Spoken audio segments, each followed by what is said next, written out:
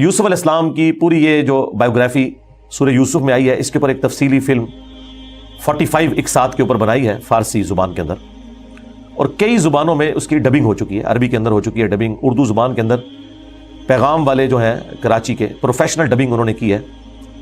آپ کو لگتا ہی نہیں ہے اردو میں فلم بنی ہے یا فارسی میں، اتنی پروفیشنل اس کی ڈبنگ ہے۔ اس میں انہوں نے وہ پورے حالات و واقعات فلمائے ہیں اور آپ کو اس زمانے میں پہنچا دیا ہے۔ آپ یوسف علیہ السلام کے جو قید کے سال ہے نا، وہ آپ کو بس وہ اس فلم کو دیکھ کے اندازہ ہوگا کہ یہ کیا تکلیف ہے جو انہوں نے کاٹی ہے، اور ایک چھوٹے سے بچے نے جو تکلیفیں اپنے بھائیوں سے کاٹی، ایسا بچہ کہ جس کی ماں بھی فوت ہو چکی ہے۔ میں کہتا ہوں وہ فلم تو آپ جتنی بار دیکھیں، وہ ڈرامہ سیریل، انسان کے آنسو نہیں رکتے جس پرفیکشن کے ساتھ انہوں نے اسے فلمایا، اور ریالٹی تو اس سے بھی زیادہ دردناک ہوگی۔ تو ظاہر اب یہ ایک فلم بن چکی ہے، اور میں نہیں سمجھتا کہ وہ مسلمان جو روزانہ ہالی ووڈ یا بالی ووڈ کی فلمیں دیکھ کر سوتے ہیں، ان سے یہ ڈرامہ سیریل مس ہو جائے، انہیں ضرور دیکھنی چاہیے۔ اور توحید جس طریقے سے انہوں نے اس میں بیان کی ہے، کمال کی توحید بیان کی ہے۔ چند ایک جگہوں پہ آپ کو اختلاف ہو سکتا ہے، لیکن اوورال جس طریقے سے انہوں نے اسے فلمایا، ایک صحیح ایمان جو ایک مسلمان کے دل میں جاگزی ہونا چاہیے، وہ انہوں نے واقعی اس کے اندر فلما دیا۔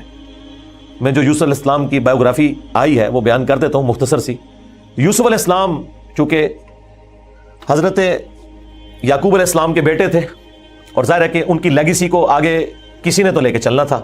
یوسف علیہ السلام کے 11 بھائی تھے، ان میں سے ایک بنیامین تھے، جو ایسے بھائی تھے کہ ماں اور باپ دونوں کامن تھے، اور باقی جو 10 بھائی تھے وہ دوسری والدہ سے تھے ان کے، وہ خالہ بھی لگتی تھی ان کی یوسف علیہ السلام کی، اور ظاہر ہے کہ ماں بھی تھی کیونکہ ان کے والد نے ان سے نکاح کیا ہوا تھا۔ 10 بیٹے اس ماں سے تھے، 2 یہ تھے، اور آپس میں ان کا ایک حسد والا معاملہ ہو گیا شیطان کی وجہ سے۔ ظاہر ہے کہ اب باپ کی لیگیسی کو کس نے آگے لے کے چلنا ہے، وہ ظاہر ہے وہ تو باپ نے تو ڈیسائیڈ ہی نہیں کرنا، وہ تو اللہ نے ڈیسائیڈ کرنا ہے۔ اب یوسف علیہ السلام کو اللہ تعالیٰ نے خواب دکھایا، اور خواب انبیاء کے حق میں وحی الہی ہوتا ہے۔ بخاری مسلم میں حدیث ہے کہ خواب نبوت کا 46واں حصہ ہے۔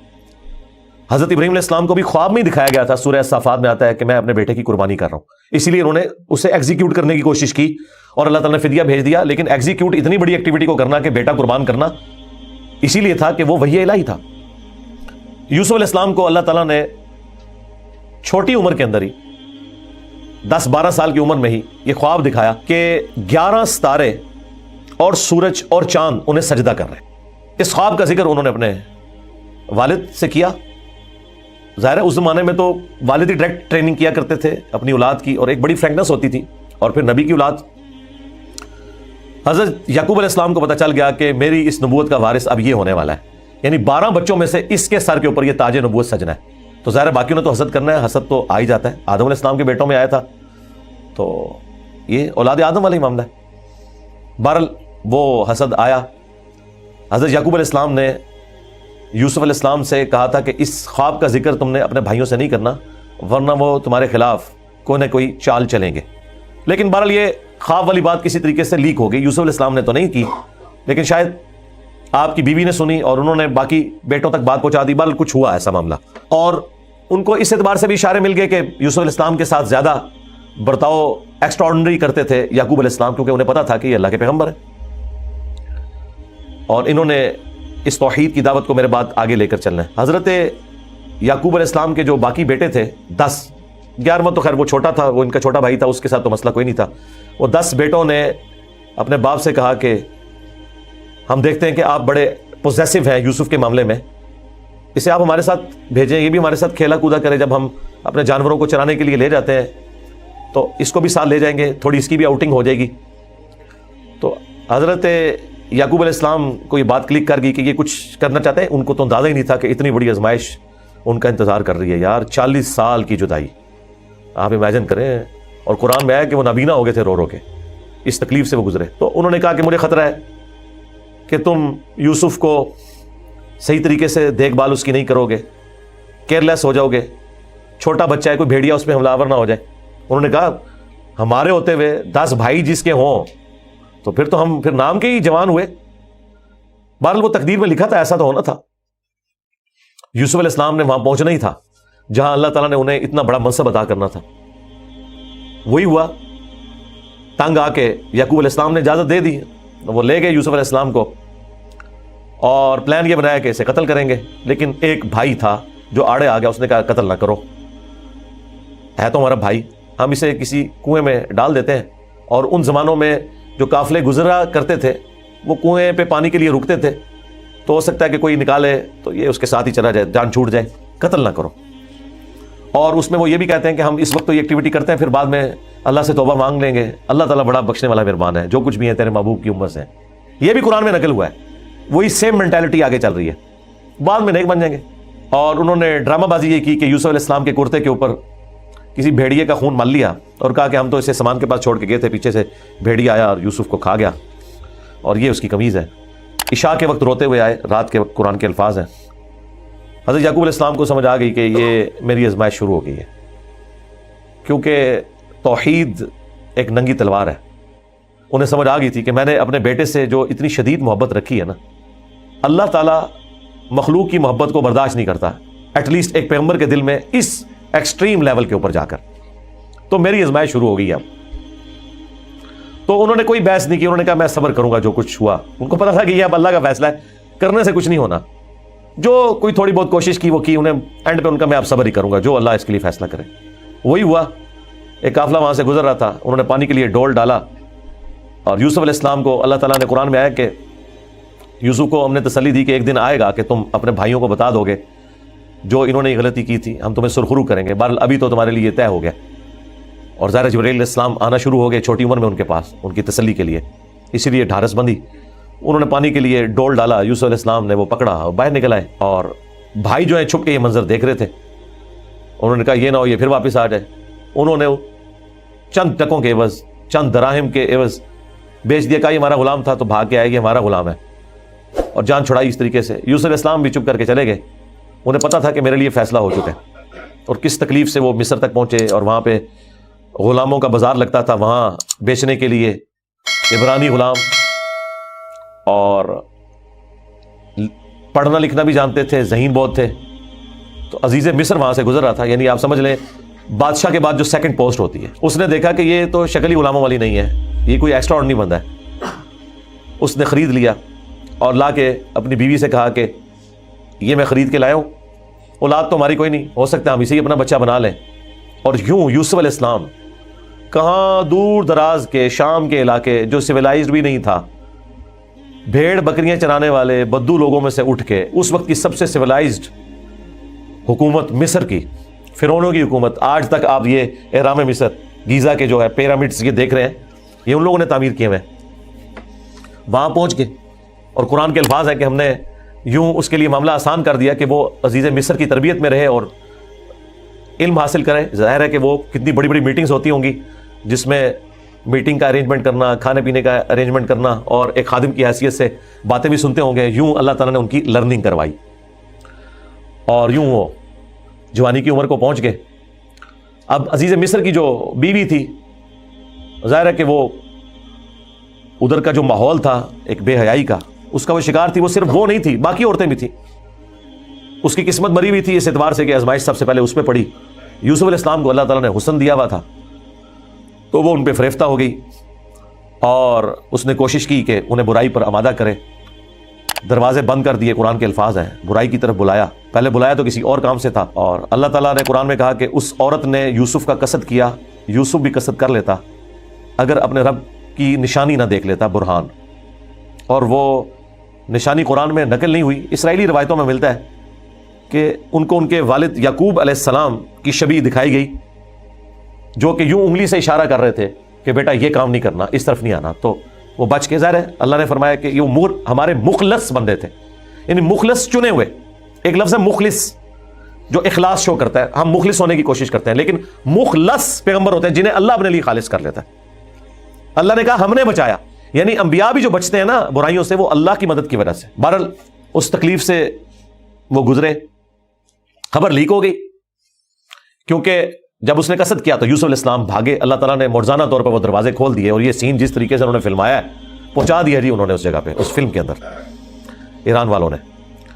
بہرحال قرآن کے الفاظ ہیں، جب وہ دروازے کے اوپر پہنچے تو وہاں سے عزیز مصر آ گیا، اور پیچھے عورت بھی ہے، تو اسے بھی شک پڑ گیا۔ وہاں پہ کوئی سیانہ بندہ تھا جس نے کہا کہ یہ دیکھو کہ اگر یوسف کی قمیض آگے سے پھٹی ہوئی ہے تو یوسف جو ہے وہ مجرم ہے، اور اگر یہ پیچھے سے پھٹی ہوئی ہے تو پھر وہ عورت مجرم ہے، کیونکہ یوسف علیہ السلام بھاگے تھے، اس نے پیچھے دوڑ لگائی ان کو پکڑنے کے لیے، تو پیچھے سے قمیض پھٹی ہوئی تھی اور وہ پیچھے سے پھٹی نکلی۔ ایران والوں نے فلم میں یہ فلمایا کہ وہ ایک شیرخوار بچہ بول اٹھا، لیکن یہ دور کی بات ہے۔ اگر یہ واقعہ ہوا ہوتا تو سارے کے سارے یوسف علیہ السلام کو اسی وقت نہ مان لیتے کہ یہ تو کوئی عام انسان نہیں ہے۔ مجھے لگتا ہے کوئی سمجھدار آدمی تھا جس نے مشورہ دیا، اور یہ لاجیکل بھی تھا۔ تو عزیز مصر کو پتہ چل گیا کہ اس عورت کی چال ہے، پھر بھی وہ باز نہیں آئی۔ جب اس کی خبر لیک ہوئی تو اس نے کہا میری تو دم کٹ گئی ہے، میں اب ساری عورتوں کی دم کٹواؤں گی۔ اس نے وہ جتنی بڑے اشرافیہ وہاں مصر کا تھا ان ساری عورتوں کو دعوت پہ بلایا، اور سب کے ہاتھ میں ایک ایک چھری دے دی، قرآن کے الفاظ ہیں، اور ایک ایک سیب دیا، اور یوسف علیہ السلام کو کہا کہ ان عورتوں کے سامنے آؤ۔ تو قرآن کے الفاز ہیں کہ جب یوسف علیہ السلام ان کے سامنے آئے تو عورتوں نے بے خیالی میں وہ کاٹتے ہوئے سیب کو اپنی انگلیاں بھی کاٹ لی۔ کاٹنے سے مراد یہ نہیں کہ وہ کٹ کے علیحدہ ہوگی، مراد یہ کہ اس پہ تھوڑا بہت زخم آیا، یہ اتنا نہیں ہے کہ وہ انگلیاں ٹوٹ ٹوٹ کے کوئی علیحدہ ہو گئی تھی، یا کوئی ساری عورتوں نے یہ سب کچھ کر لیا۔ ڈاکٹر سار صاحب نے اس کی اچھی توجیہ بیان کی ہے کہ ہو سکتا ہے کہ کسی عورت کی انگلی زخمی اور یوسف علیہ السلام جو کہ غلام تھے وہ اس کی طرف متوجہ ہوں کہ میں اس کو پٹی کر دوں یا اس کے لیے کچھ ارینجمنٹ کروں، تو باقی عورتوں نے یوسف علیہ السلام کو اپنی طرف اٹریکٹ کرنے کے لیے جان بوجھ کے خود ہی اپنی انگلی کاٹی ہو کے تاکہ وہ متوجہ ہوں۔ کوئی بہرحال اس طرح کا سلسلہ ہوا ایک ایکسٹراڈنری۔ اور جب یہ حالت ہوئی تو اس نے پھر کہا کہ ہاں یہ تھا جس کے لیے تم مجھے بات کر رہی تھی، تم لوگ بھی تو اس میں گرفتار ہو گئے۔ اور پھر اس کی ڈٹائی ہے، اس نے کہا کہ میں اسے برائی کی طرف بلا رہی ہوں، اگر اس نے یہ میری بات نہ مانی تو میں اسے جیل میں ڈلوا دوں گی۔ تو یوسف علیہ السلام نے دعا کی کہ یا اللہ مجھے جیل قبول ہے اس برائی کے عوض کہ میں تیرا مجرم بنوں۔ دیکھیں کوئی گناہ بھی نہیں کیا، برائی سے بچے ہیں، ہم ہوں تو ہمیں انعام ملے، وہ کہہ رہے ہیں مجھے انعام میں جیل مل جائے کہ میں ان کے شر سے بچ جاؤں۔ بہرحال پھر وہ بہانہ کر کے ان عورتوں نے جھوٹے الزامات لگا کے یوسف علیہ السلام کو جیل میں ڈلوا دیا۔ یوسف علیہ السلام بھی راضی تھے، ٹھیک ہے چلے گئے۔ آلموسٹ 9 سے 10 سال تک وہ جیل میں رہے، اور وہ جیل کا جو انہوں نے سین فلمایا ہے وہ بندہ دیکھ نہیں سکتا، جو وہاں پہ کس پرسی کی حالت تھی بہرحال انہوں نے گزاری، لیکن آپ کے اخلاق سے متاثر ہو کے دعوت توحید بھی وہاں پہ پہنچی۔ اور اسی دوران 2 ایسے قیدی تھے کہ ان دونوں نے الگ الگ خواب دیکھے، اور انہوں نے یوسف علیہ السلام سے کہا کہ آپ اچھے بھلے معلوم ہوتے ہیں، اگر آپ تعبیر بتا سکتے ہیں۔ انہوں نے کہا میں اس کی تعبیر جو بتاؤں گا وہ تعویل ہوگی، پھر وہ مقدر ہو جائے گی۔ اور وہ خواب انہوں نے اپنا بیان کیا۔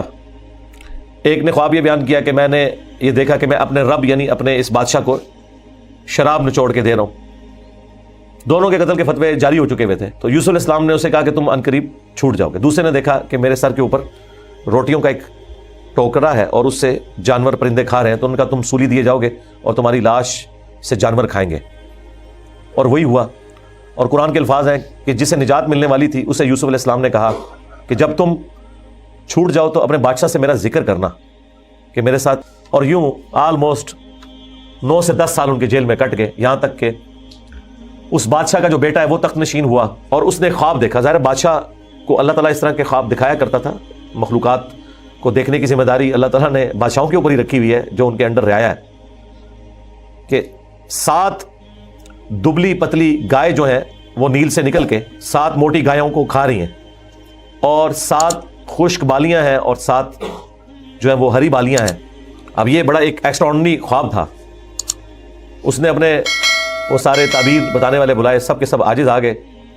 تو وہ جو چھوٹ چکا تھا ایک قیدی، وہ بادشاہ کا بڑا قریبی تھا جو اسے شراب بنا کے دیتا تھا، اسے یاد آیا کہ ہاں ایک شخص قید میں ہے۔ اور یاد کب آیا؟ دیکھیں 9-10 سال کے بعد اس نے کہا میں ایک ایسے شخص کو جانتا ہوں کہ جو آپ کو اس کی تعبیر بتائے گا۔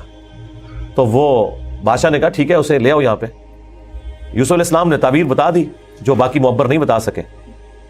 بادشاہ کو بھی لگا یہ تعبیر اسی طریقے سے کہ 7 خوشحالی کے سال آئیں گے، اور اس کے بعد 7 سال آئیں گے 7 ایئرز قحط سالی کے، جس میں آپ یہ والا غلہ جو سٹور کیا ہوگا وہ استعمال کریں گے، اور پھر اس کے بعد بارش ہوگی۔ 7 سال تک بارش نہیں ہوگی، اور ان 7 سالوں کے لیے آپ نے اپنی وہ والی گندم سنبھال کے رکھنی ہے جو ان خوشحالی کے 7 سالوں میں خوب پیداوار ہوگی۔ تو بادشاہ نے کہا انہیں بلا کے لاؤ۔ انہوں نے کہا نہیں، پہلے میرا وہ مسئلہ حل کریں جو میرے اوپر الزامات لگا کے ان عورتوں نے اندر کیا۔ پھر بہرحال وہ معاملہ بھی سیٹل ہوا، عورتوں نے مان لیا کہ یوسف علیہ السلام کی کوئی غلطی نہیں تھی۔ پھر یوسف علیہ السلام عزت کے ساتھ لائے گئے بادشاہ کے پاس، اور انہوں نے خود کہا کہ مجھے وزیر خوراک بنا دیں، میں امین بھی ہوں اور ان معاملات کو ہینڈل بھی کر سکتا ہوں۔ پھر انہوں نے جس طریقے سے ان معاملات کو ہینڈل کیا اور کہا کہ آپ نے گندم کے دانوں کو بالیوں سے باہر نہیں نکالنا، یہ سٹوریج کا طریقہ بھی یوسف علیہ السلام کو اللہ تعالیٰ نے سکھایا. یوں گندم خراب نہیں ہوتی، سال ہر سال آپ استعمال کر سکتے ہیں. آج بھی گندم اسی طریقے سے سٹور ہوتی ہے. اب وہ 21 سالی صرف مصر تک نہیں تھی، شام تک بھی پھیل چکی تھی.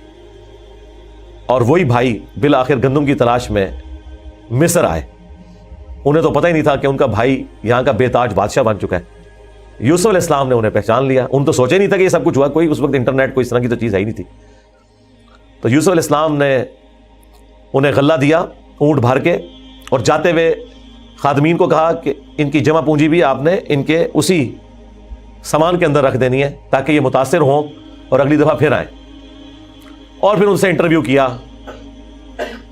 تو انہوں نے کہا ہمارے تو اس طرح بھائی ہیں، ایک بھائی ہے وہ ہمارے والد صاحب تو اس کو اپنے سے جدا نہیں ہونے دیتے، اس کے اندر وہ اپنے اس بیٹے کو تلاش کرتے ہیں جسے بھیڑیا کھا گیا تھا، اور وہ بیٹا سامنے تھا. یوسف علیہ السلام کے بارے میں اللہ تعالیٰ فرماتا ہے کہ یوسف علیہ السلام یہ باتیں سن رہے تھے اور دل ہی دل میں کہہ رہے تھے کہ تم ظالم ہو، لیکن اللہ کی طرف سے اجازت نہیں تھی. ان کا اچھا پھر تم دیکھ رہے ہو اس بھائی کا بھی سامان میں تمہیں دیتا ہوں، اگلی بار اس بھائی کو ساتھ لے کے آؤ گے ورنہ میں تمہیں سامان نہیں دوں گا. ظاہر ہے کسی بہانے سے تو بلانا تھا نا. اور واپس جب پہنچے انہوں نے دیکھا یہ تو اتنا فیاض بادشاہ ہے، اس نے تو ہماری وہ جمع پونجی جو بھی تھا، کوئی کاٹن لے کے گئے تھے، اس وقت تو بارٹر سسٹم ہوتا تھا نا، وہ واپس کر دی ہے. تو اپنے والد سے کہا کہ آپ اپنا وہ بیٹا بھی بھیجیں، وہ تو بڑا اچھا بادشاہ ہے. تو ان کا نا ایک دفعہ تم اسی کے بھائی کو لے گئے تھے، وہ واپس نہیں آیا، اس کو تو میں اب ہلاک نہیں کروں گا. ان کا ابا جی پھر بھوکے ہی مریں گے. آپ کون سے شیخ عبد القادر جیلانی ہے کہ آپ نگاہ مار کے یہ کچھ کر لیں گے؟ ہاں تو اور کیا، گندم کے لیے انبیاء ان کی اولادیں. اور یہ تو ہمیں سکھاتے ہیں کہ جی بڑے سے بڑا غوث قطب ابدال کسی صحابی کے پاؤں کی خاک بلکہ گھوڑے کے قدموں کی خاک نہیں ہے. تو قرآن میں تو کچھ اور ہی مل رہا ہے. اب بڑی فاقے آ رہے ہیں کہ کیا کریں. ان کا ٹھیک ہے بس دوسرا بھی اب دیتا ہوں. اور پھر اس پر انہوں نے ایک جملہ بولا کہ قریب ہے کہ اللہ تعالیٰ مجھے میرا یوسف بھی واپس کر دے. انہیں پتا چل گیا کہ ابھی بھی میری آزمائش باقی ہے. میں نے یوسف کو بنیامین میں تلاش کرنا شروع کر دیا تھا، ابھی بھی وہ والی کامل توحید جو اللہ کو ریکوائرڈ ہے نا، جو پیغمبر سے ریکوائرڈ ہے، ایکسٹرا آرڈنری، والذین آمنوا اشد حبا للہ، اس کا بھی اعلیٰ ترین درجہ. تو انہوں نے کہا بہرحال مجھ سے پکا عہد کرو کہ اس بھائی کو واپس لے کے آؤ گے یہاں تک کہ سارے قتل ہو جاؤ، پھر تو معافی ہے، ادروائز تم لوگ زندہ واپس آئے اور اس کو نہ لائے میں تمہیں معاف نہیں کروں گا. ان کا جی ابا جی عہد کرتے ہیں جی، میں فکر ہو جائیں آپ. ایسے ہی ہوگا. لے گئے. اب وہاں تو یوسف علیہ السلام نے پلان کیا تھا. جاتے ہی انہوں نے بنیامین کو تو اپنے پاس بلا کے کہا کہ میں تیرا وہ گم شدہ بھائی یوسف ہوں، بلکہ ان کی نظر میں تو وہ سمجھ لیں فوت ہی ہو چکے تھے. اور کہا کہ اپنے بھائیوں کو نہیں بتانا تم نے، میں ایک طریقے سے تمہیں یہاں روکوں گا کیونکہ بادشاہ کے قانون میں تمہیں روک نہیں سکتا. تو اس کے لیے قرآن میں الفاظ ہیں کذالک کدنا لیوسف، ہم نے یوسف کو یہ تدبیر سکھائی تھی، ایک ہیلا سکھایا کہ وہ بادشاہ کا ایک قیمتی پیالہ تھا جو بنیامین کے سامان میں انہوں نے واپسی پہ رکھوا دیا. اور جب وہ واپس جانے لگے تو پیچھے سے آواز لگائی گئی قافلے والوں تم چور ہو. اور یوسف علیہ السلام کو پتا تھا کہ بنی اسرائیل میں چوری کی سزا یہ ہے کہ وہ شخص پھر غلام بن جاتا ہے جس کی اس نے چوری کی ہوتی ہے. ان کا بتاؤ اگر کوئی چور نکلا، ان کا جی جس کے سامان میں نکلا وہ آپ رکھیں اس بندے کو. تو انہوں نے مختلف جگہ سے شروع کیا، بنیامین سے سٹارٹ نہیں کیا ورنہ تو پلان ڈسکلوز ہو جاتا. الٹیمیٹلی بنیامین کے سامان میں سے نکلا. تو انہوں نے کہا ہاں اس کا بھائی بھی اسی طرح چور تھا، اندازہ کریں ہر جگہ وہ ٹھونگ مارتے سن حالات. تو اچھا یہ پھر انعام والوں نے اس فلم میں کھولا کہ وہ کس چوری کی طرف اشارہ کر رہے تھے. وہ یوسف علیہ السلام سے ان کی پھوپھی بڑی محبت کرتی تھی، وہ لے گئی تھیں اور وہ ان کو اپنے پاس رکھنا چاہتی تھی. تو انہوں نے کہا کہ میرا فلاں قیمتی کپڑا جو ہے وہ چوری ہو گیا، حالانکہ وہ چوری نہیں ہوا تھا. اور وہ یوسف علیہ السلام کے سامان سے انہوں نے ریٹریو کیا اور اس کے بدلے میں یعقوب علیہ السلام کو کچھ عرصہ اپنے اس بیٹے کو اپنی بہن کے پاس چھوڑنا پڑا. تو یہ ان کو کلک کر گیا آئیڈیا، یہی والا آئیڈیا انہوں نے اپنے بھائیوں کے اوپر بھی اپلائی کیا. اور ان کے بھائیوں کا بھی اشارہ اسی طرف تھا کہ اس نے تو بچپن میں اس کا بڑا بھائی بھی چور تھا، حالانکہ اس نے چوری نہیں کی ہوئی تھی، نہ ادھر چوری والا معاملہ تھا. بہرحال ان میں سے ایک بھائی نے کہا بھائی میں تو اب واپس نہیں جاؤں گا، میں تو ابے سے عہد کر کے آیا ہوں کہ بھائی میں تو اپنے بھائی کی یاد میں ادھر ہی رہوں گا جب تک کہ کوئی معاملہ نہ ہو. تم لوگ جاؤ نا ذرا اور جا کے ابا جی کو ساری صورتحال بتاؤ اور بتاؤ کہ تمہارا یہ بیٹا چور نکلا ہے اور ہم لاکھ قسمیں کھائیں آپ نے ماننا نہیں ہے. تو وہ چلے گئے واپس. پھر حضرت یعقوب علیہ السلام نے ایک خط روانہ کیا، ریکویسٹ بھیجی عزیز مصر کو. انہیں تو نہیں پتا تھا کہ ان کا بیٹا ہی ہے اور وہ بڑے دردناک انداز میں انہوں نے اس فلم میں فلمایا. الٹیمیٹلی جب وہ اگلی دفعہ واپس آئے انہوں نے کہا ہمارے ابا جی تو پہلے ہی نابینا ہو چکے ہیں، اب یہ دو جدائیاں کیسے برداشت کریں گے، آپ رحم کریں، ہم پہ ترس کھائیں. پھر یوسف علیہ السلام نے کہا کہ تمہیں یہ ساری باتیں اس وقت نہیں یاد آئیں، تمہیں یاد نہیں تم نے اپنے بھائی کے ساتھ کیا کیا تھا. تو وہ جب سٹوری انہوں نے بیان کرنی شروع کی تو انہیں پتہ چل گیا کہ یہ وہی یوسف ہے. اس نے پوچھا آپ یوسف ہیں؟ ان کا ہاں، دیکھو اللہ نے مجھے کیا کچھ عطا کیا ہے. اور انہوں نے کہا کہ ہمیں معاف کر دیں. انہوں نے کہا لا تثریب علیکم اليوم، آج کوئی گرفت نہیں ہے، شیطان نے یہ ہمارے درمیان جدائی ڈالی تھی. کیونکہ اتنے بڑے منصب تک پہنچنے کے لیے تکلیف بھی تو کاٹنی پڑتی ہے نا. حسین بننا کوئی سوکھا تو نہیں ہے. جنتی نوجوانوں کا سردار بننا ہے تو پھر قربانی تو دینی پڑے گی. اور انبیاء کو یہ پتا ہوتا ہے کہ قربانی سے گزر کے ہی آپ مقام حاصل کرتے ہیں. انہوں نے کہا کہ یہ میری قمیص لے جاؤ، اللہ تعالیٰ نے وحی کے ذریعے مجھے بتائی ہے یہ بات، جا کے میرے والد کی آنکھوں پہ ملو، اللہ تعالیٰ ان کی بینائی کو واپس کرے گا. اور یوں وہاں سے قاصد نکلا وہ کرتا لے کے یوسف علیہ السلام کا. قرآن کے الفاظ ہیں، حضرت یعقوب علیہ السلام کہتے ہیں کہ اگر تم مجھے مفند نہ سمجھو، وہی المہند اور المفند قرآن میں الفاظ ہیں یہ، یعنی یہ نہ سمجھو کہ میرا دماغ سٹیا گیا ہے، تو مجھے تو یوسف کی خوشبو آ رہی ہے. اچھا یوسف کی خوشبو اس وقت نہیں آئی جب وہ بک کے جا رہے تھے، کیونکہ اللہ تعالیٰ نے پردہ ڈالا تھا. ادھر اللہ نے یوسف کی خوشبو، بہرحال وہی بشارت لے کے آیا، آنکھوں کو لگائی، بینائی واپس آ گئی، اور ساتھ خط آیا کہ اب آپ واپس آئیں، یہاں پہ میرے پاس آ جائیں اور بنی اسرائیل کو شفٹ کریں. وہ سارے ود فیملی وہاں شفٹ ہوئے. وہاں یوسف علیہ السلام آل نال تھے، انہوں نے ایک قطعہ زمین ان کو دیا، اور یوں بنی اسرائیل وہاں پہ آباد ہو گئے. اور پھر حکومتی لیول پہ رہے، یہاں تک کہ وہاں پہ ایک نیشنل موومنٹ غالب آئی اور ان کو غلام بنا لیا گیا، جو کسی زمانے میں بادشاہت انجوائے کر رہے تھے. اور پھر ان غلاموں میں اللہ تعالیٰ نے حضرت موسیٰ علیہ السلام کو مبعوث کیا اور فرعونیوں سے نجات دلوائی، ایک منجی اور ہادی بنا کے. اور پھر وہ جاتے ہوئے المستدل الحاکم میں آتا ہے، یوسف علیہ السلام نے وصیت کی تھی کہ جب کبھی بنی اسرائیل یہاں سے شفٹ ہو تو میری لاش بھی لے جانی ہے. پھر وہ لاش بھی لے گئے، اس پہ میری تفصیلی ویڈیو ریکارڈ ہے، آپ یوٹیوب پہ دیکھ سکتے ہیں. یہ پورے کا پورا ایک معاملہ تھا. اور پھر وہ آخر میں وہی ہوا کہ سجدہ تعظیمی کیا یوسف علیہ السلام کو ان کے بھائیوں نے اور ماں باپ نے. ان زمانوں میں سجدہ تعظیمی جائز تھا، جس طرح کہ آدم علیہ السلام کو فرشتوں نے کیا، اور اس امت میں حرام ہو گیا. ابو داؤد میں اور ترمذی میں حدیث ہے کہ اگر میں سجدہ تعظیمی جائز سمجھتا تو بیویوں سے کہتا کہ اپنے خامدوں کو کریں اس حق کے سبب. ابو داؤد میں تو الفاظ ہے، ایک صحابی نے حضور کو سجدہ کیا، آپ نے فرمایا سر اٹھا کیا کر رہے ہیں؟ جب میں فوت ہو جاؤں گا تو میری قبر سے گزرو گے تو کیا مجھے سجدہ کرو گے؟ انہوں نے کہا نہیں یا رسول اللہ. فرمایا مجھے کیوں سجدہ کر رہے ہو؟ اگر میں سجدہ جائز سمجھتا تو بیویوں سے کہتا کہ اپنے خامدوں کو کریں. اور یہ سجدہ تعظیمی، سجدہ عبادت ہمیشہ سے اللہ کے لیے رہا ہے. جبرائیل علیہ السلام نے حضرت آدم کو سجدہ عبادت نہیں کیا، سجدہ تعظیمی تھا. ان زمانوں میں ٹو باؤ ڈاؤن بھی ہوتا تھا، جھکا بھی جاتا تھا. ہمارے نبی علیہ السلام پر اللہ تعالیٰ نے جو ختم نبوت فرمائی تو توحید بھی ایسی کامل کی ہے کہ اب یہ سب کے سب معاملات ختم. ختم نبوت کی برکت سے کشف، الہام، یہ سب کچھ ختم غیر نبی کے اوپر. سوائے بخاری مسلم میں مبشرات، وہ بھی خواب، وہ اللہ کی طرف سے بھی ہو سکتے ہیں، شیطان کی طرف سے بھی ہو سکتے ہیں، نفس کی طرف سے. وہ تو وقت پورا ہوگا تو پتہ چلے گا یہ سچا یا جھوٹا ہے. باقی نبی علیہ السلام نے کہا اب یہ نبوت کی خبریں ختم ہو چکی. اگلے زمانوں میں یہ ہوتا تھا، اللہ تعالیٰ غیبی خبریں دیا کرتا تھا غیر انبیاء کو بھی. اور اگلے زمانوں میں یہ بھی تھا کہ سجدہ تعظیمی ہوتا تھا. اللہ تعالیٰ نے توحید بھی اس امت میں کامل کی کہ سجدہ تعظیمی بھی حرام کر دیا، اور اب کسی کے لیے سجدہ نہیں ہے. بل وہ سجدہ کیا تو حضرت یوسف علیہ السلام نے کہا ابا جان یہ دیکھ لیں، یہ تعبیر ہے میرے اس خواب کی جو میں نے وہ بچپن میں دیکھا تھا. سرکار وہ خواب بڑا دیکھا ہے، وہ تعبیر ہوندے اس کا مزہ لوٹنے کے لیے 40 سال کی مشقت، جدائی، وہ بڑی تکلیف دہ چیز ہے. وہ جو آخری سین انہوں نے فلمائے ہیں نا، یعقوب علیہ السلام اور یوسف علیہ السلام کی جو ملاقات والا سین ہے، وہ بندہ دیکھ نہیں سکتا. اس زمانے میں انہوں نے پہنچا دیا جی، جو ایران والوں نے وہ ڈرامہ سیریل بنائی ہے 45 ایک ساتھ کے اندر. بہرحال الٹیمیٹلی اللہ تعالیٰ نے اس سے نبی علیہ السلام کو بھی بتایا کہ اگر آپ اس تکلیف سے گزر رہے ہیں نا تو یوسف علیہ السلام نے بھی تکلیف کاٹی. ہمارے نبی کی تکلیف پھر اس لیول پہ نہیں گئی، اللہ تعالیٰ نے 8 سال کے اندر ہی فتح مکہ کروا دیا. لیکن بہرحال انبیاء کو کیسی کیسی تکلیف اٹھانی پڑتی ہیں. یہ واقعات سننے میں بڑے انٹرسٹنگ تو فیل ہو رہے ہیں، لیکن جب آپ وہ فلم دیکھیں گے نا تو آپ کو اندازہ ہوگا کہ جس پہ یہ گزر رہی تھی اس کے لیے کتنی تکلیف دہ چیز تھی. ایک ایک لمحے پہ تکلیف جڑی ہوئی تھی، اس کو ہم امیجن بھی نہیں کر سکتے. آج بات کرنا آسان ہے. اللہ تعالیٰ نے انبیاء کرام علیہ السلام کو تکلیف سے گزار کر مرتبہ دینا ہوتا ہے. ہمارے نبی علیہ السلام کو بھی اللہ تعالیٰ نے اتنا جو اعلیٰ مقام عطا فرمایا تو اس کے